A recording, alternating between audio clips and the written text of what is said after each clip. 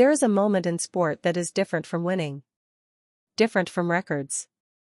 Different from gold medals and podiums and standing ovations.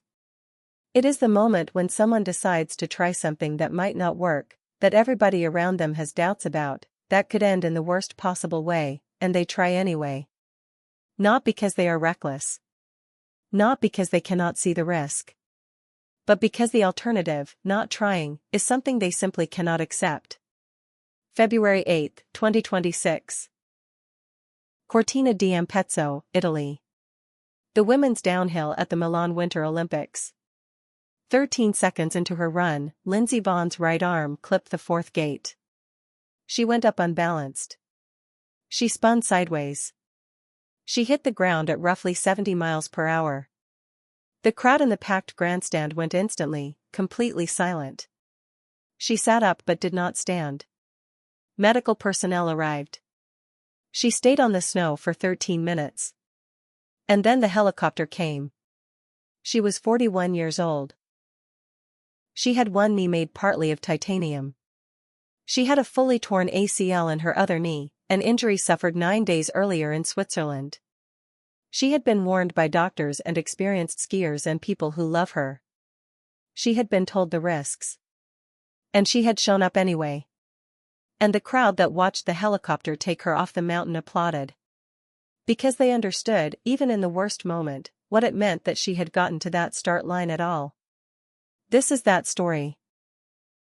To understand what Lindsey Vonn did in Cortina on February 8, 2026, you have to understand who she was before Cortina. And the injury history alone, just the list of what her body has been through in a career spanning more than 2 decades, is enough to make most people stop reading. She first competed at the Olympics in 2002 in Salt Lake City. She was 17. She won Olympic gold in Vancouver in 2010 in the downhill, the fastest and most dangerous event in alpine skiing. She went to Sochi in 2014 injured and did not race. She came back to the 2018 Pyeongchang Olympics and won 2 bronze medals on a knee that had already been through multiple surgeries and a traumatic crash years earlier. In between those games, the injury list is staggering. Multiple knee surgeries. Torn ACL. Torn MCL. Tibial fractures. A dislocated shoulder. A broken arm. She skied through a torn lateral collateral ligament to win a bronze medal in 2018 because her body, as her doctors would later explain, had learned to compensate. Years of injury had forced her musculature and her nervous system to build alternative pathways around the damaged structures. She was not the same as an athlete who had never been hurt. She was something different. Something that had been broken so many times it had built its own architecture around the damage. She retired in February 2019 after the World Championships. She said her body simply could not sustain competitive racing anymore. She was 34 years old. By any measure, it was the right call. A graceful ending to the most successful career in American alpine skiing history. 82 World Cup victories. More than any other female ski racer. Ever. And that, everyone assumed, was the end of the Lindsey Vonn story. Then came the titanium. In April 2024, Vonn underwent a partial knee replacement on her right knee. Not the kind of surgery athletes typically use to extend their careers. The kind of surgery that people have to be able to walk without pain into old age. A titanium implant placed inside the joint to replace the worn-out cartilage that decades of elite skiing had destroyed. Recovery alone takes months. The idea of returning to World Cup ski racing after partial knee replacement at 40 years old was, by most medical assessments, essentially implausible.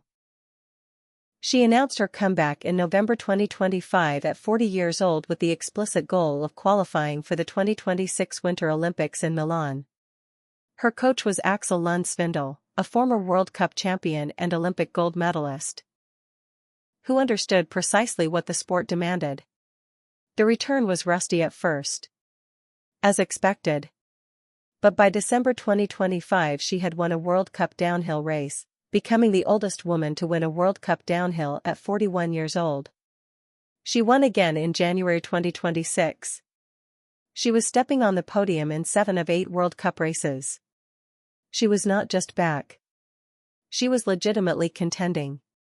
Milan was a real possibility. Olympic glory at 41 with a titanium knee in a field of athletes half her age was not a dream anymore. It was something the data actually supported.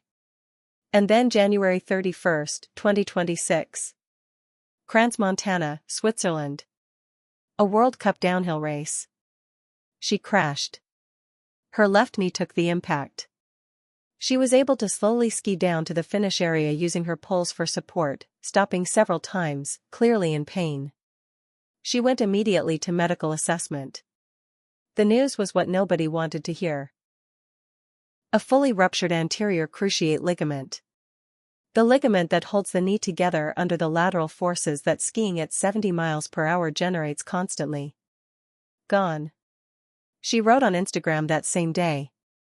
She said she had crashed in the downhill in Switzerland and injured her left knee. She said it was a very difficult outcome 1 week before the Olympics. And then she said this. If there is one thing I know how to do, it is a comeback. She did not withdraw from the Olympics. She began preparing for Cortina as usual according to her personal coach. She worked with doctors on what was physically possible with 0% ACL. A knee brace. Pain management. The adaptive mechanics her body had already built from years of injury. Medical experts who examined her situation said that while they would not professionally advise it, the specific demands of downhill skiing, which involves less lateral pivoting than sports like basketball or football, meant that with the right brace and the right line it was physically possible for her to complete the race. Just getting to the start gate. Her father Alan Kildare would say afterward, was a victory. For her, getting to the start line was the victory. The finish line was the dream. The night before the race she posted on Instagram. She said just getting to these Olympics had been a journey and one that some did not believe in from the start. She said she knew exactly who she was and exactly what she was made of. On race day she clocked the 3rd fastest time in the final training run, behind her younger teammate Breezy Johnson. Her coach Axel Lund Svindal said she had one more gear. That when the race came and the girls pushed harder she would push harder too. She skied 13th in the start order. After Johnson blitzed the course and set the time everyone had to beat. The 4th gate. Her right arm. Not her injured left knee. Not the ACL. Not the titanium knee on the other side. Her arm caught the inside of the 4th gate and the physics of what happened next were not survivable at racing speed. She spun. She went airborne. She hit the mountain. Her teammate Keely Cashman, watching from the finish area, was emphatic afterward. Totally incorrect was her response when people suggested the ACL was responsible. She said people who do not know ski racing do not really understand what happened. She said Vonn hooked her arm on the gate which twisted her around at 70 miles per hour and that has nothing to do with her ACL, nothing to do with her knee. International Ski and Snowboard Federation President Johan Eliash called it incredibly unlucky. A 1 in 1,000 situation. She lay on the mountain for 13 minutes while the grandstand sat in stunned silence and her family, her father Alan, her sister Karen, all 4 of her siblings, watched from the stands. Her sister said it was definitely the last thing they wanted to see and that she dared greatly and put it all out there. From the helicopter, before she even knew the full extent of her injuries, she reportedly cheered wildly for Breezy Johnson, who had just won the gold medal. Her teammate winning gold while Vonn was being airlifted. And she was cheering for her.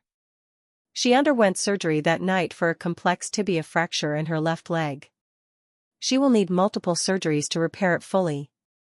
The road ahead is long and the future of her racing career is uncertain in a way it has never been before. The following day she posted from the hospital. She did not post about the injury first. She posted about the dream. She wrote that yesterday her Olympic dream did not finish the way she dreamt it would. That it was not a storybook ending or a fairy tale. It was just life. She said she dared to dream and had worked so hard to achieve it. She explained what happened. The 5 inches. She said in downhill ski racing the difference between a strategic line and a catastrophic injury can be as small as 5 inches.